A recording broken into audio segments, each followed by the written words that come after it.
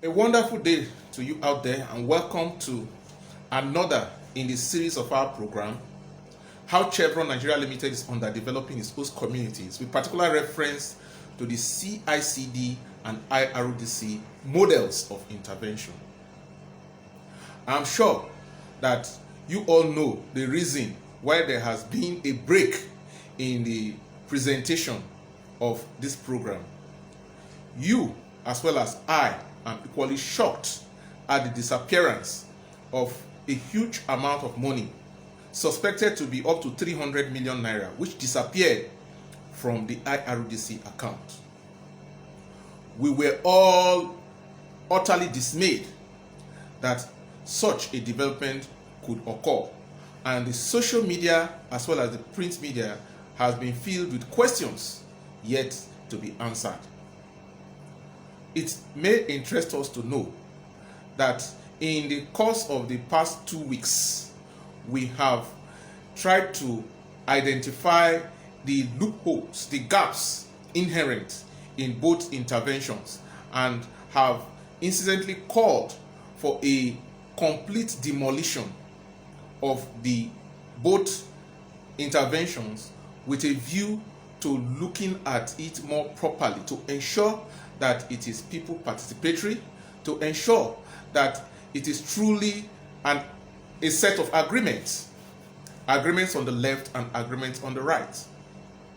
Like I have said before now, that these two models were conceived, designed, prepared, and trusted at us by Chevron Nigeria Limited. And it is also true that Chevron Nigeria Limited elected to continually deal with the Mugabes in our community without recourse to the majority of the people as well as the heads of the community and the tribe. I have emphasized the point that we are a peculiar people as a Shekiri. We have one crown, one language, and one land.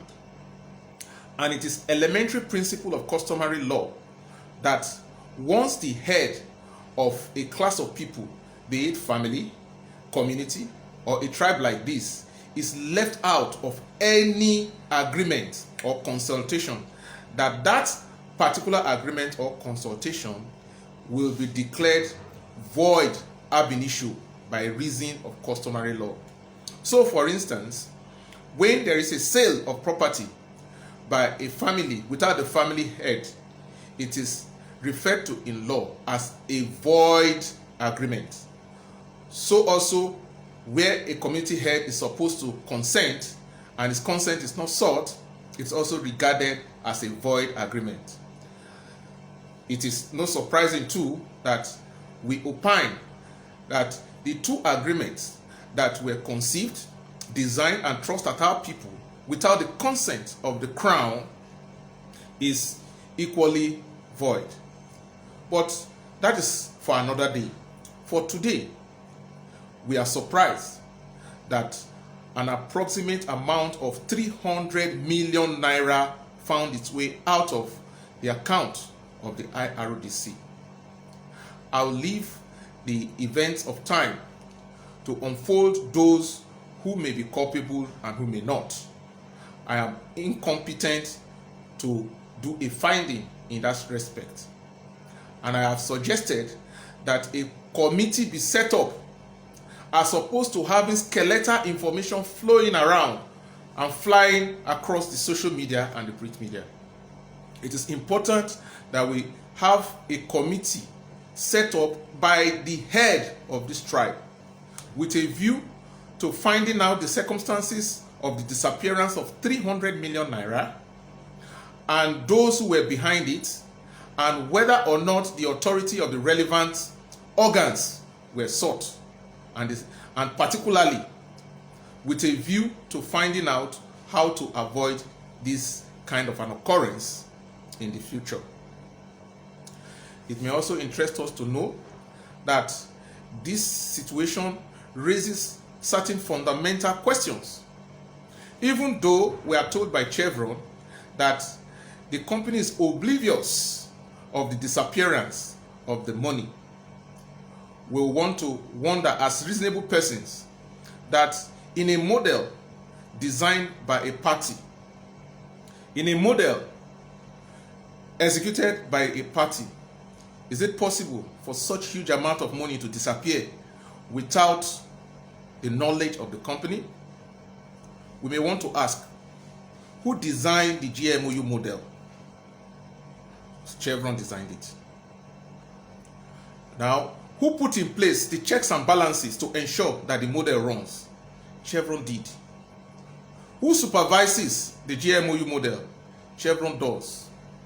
Who makes the call for release of funds? Chevron is one of the critical parties that does so. And so, if we have a cream of well-selected number of highly intelligent graduates who were screened upon application to the company and sent for trainings and continuous trainings, and then saddled with the responsibility of designing an intervention for the host communities, and that intervention results in the disappearance of 300 million naira, who would a reasonable man hold accountable? I will hold the company accountable. Why? The company designed it, it conceived it, and it is part of the integral executors of the initiative. In my preliminary investigations, I have come to the conclusion that every activity that appears to exonerate the company was put in place as an alibi should there be a problem with the withdrawal of that money. I want to ask, how many times has 10 naira disappeared from Chevron's account without explanation? I'm not aware. We are not talking about 10 naira here. We're not talking about 100 million naira here. We are talking about 300 million naira.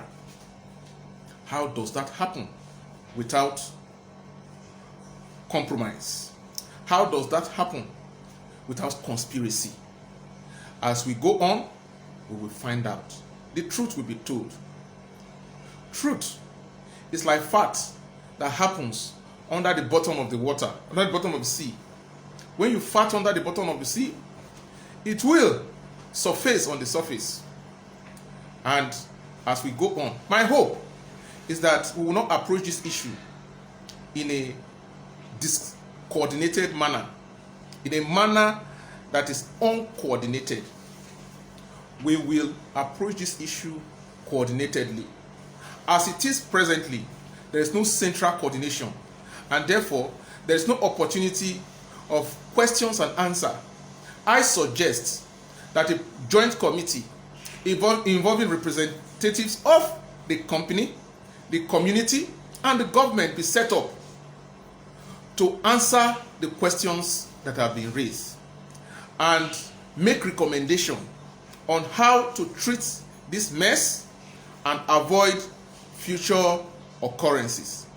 This is the way that things are done in a sane climate, and I suggest that this is what we should do. A stitch in time, they say, saves 9. It may also be necessary for the work of such a committee, for those who are critical actors at this time, to step aside for proper investigation to be done. This is global practice, and this is my recommendation. I ask that you join your voice to my voice. Vos populi, vos Dei. In Latin meaning, the voice of the people is the voice of God. We must embrace a process that is people participatory in solving our problems.